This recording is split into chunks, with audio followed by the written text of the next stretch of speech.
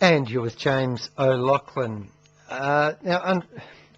Kids drowning is a tragic thing, and twice the number of young kids drowned in 2006 than they did in 2005. The number was 12 in 2006 in backyard, including in backyard swimming pools, bathtubs and ponds. And ideally, of course, the number would be 0. There's some work being done to teach even,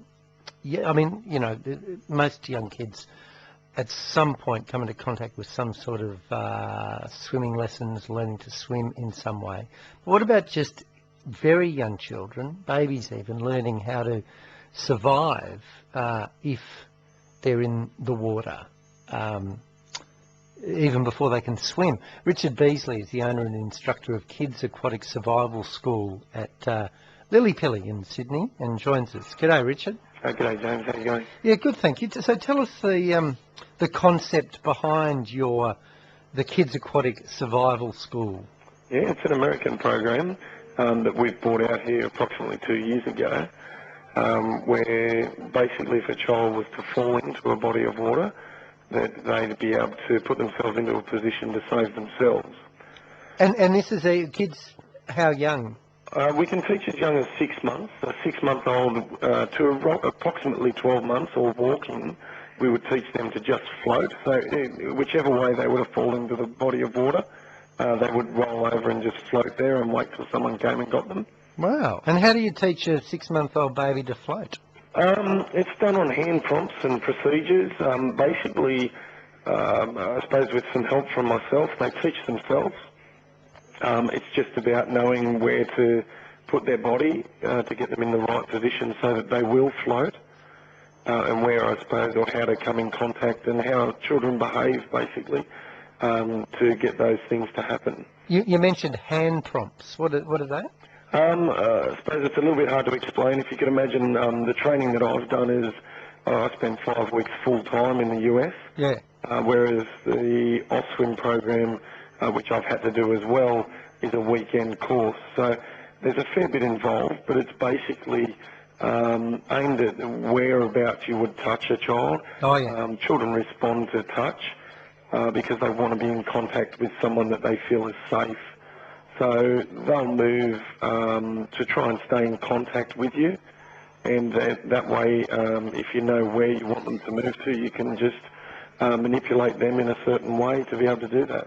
And what position do you get them on, or endeavour to get them into so that they can float? Floating on their back, I assume. Yeah, like if we're looking at 6 months to 12 months, we would just get them floating on their back. The idea being there that they could lay there and wait and breathe, obviously, until someone came and got them. We've had she was a 6-month-old girl, float for 4.5 minutes in winter clothes, fully clothed with nappy and everything. Wow. So we could have probably gone longer under those circumstances, but I think we got bored more than she did. Once they're there, they pretty much would stay there because it's quite comfortable and relaxing for them. Yeah, right. And having the ability to do it is one thing. Having I suppose, the urge to do it is another thing. The kids that young, in a circumstance where they are in the water and they shouldn't be, do they, even if they can, do they actually know to do it? Evidence in America says yes. They've trained, I think it's over 136,000 children. And they've had a number of, I suppose, unsighted rescues where a child has gotten out of the pool before anyone even knew that they were in. They've also had sighted rescues where they've seen children get in and come out. We've had a number of children, not probably that young, fall in our pool, but we've had a number of children fall in and we've seen them turn themselves to the side of the pool and get themselves out. We do our best to simulate a child falling in. There's nothing like the real thing, but we get as close as possible. We might roll them in off the side or, I suppose, roll them backwards so that they're disorientated and they'd have to work to reorientate themselves to get them into that floating position. There'd be a lot of tears in your classes, wouldn't there, initially? And initially, look, yes, and tears come because of lack of confidence. Yeah. It's just like you and I. If I said to you today, let's go for a 10K run, and you've never done it before. Oh, I'd be crying, definitely. Exactly, and you probably wouldn't actually. You'd probably just be screaming and swearing at me. But fortunately for me, children don't know how to do that yet.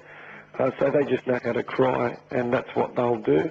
They're also with someone that they don't know initially. Yeah. But once the confidence there, we have kids that when they get out of lessons are actually putting on more of a tantrum than when they actually got into their lessons. So. And how, with little babies, how long do your lessons last? Okay, it's approximately, with under 12 months, it's approximately 4 to 6 weeks. Over 12 months, it's a 6 to 8 week, where children would come 5 days a week for that.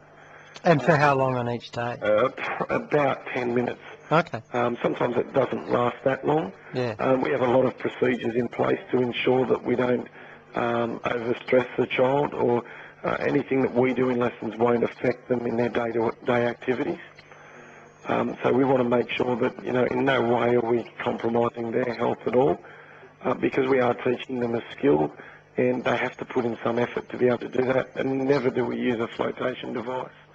So, oh, really? You never do? Never do. So they're doing it all themselves. Yeah. And that is quite heavy exertion for a child to be able to do that. So.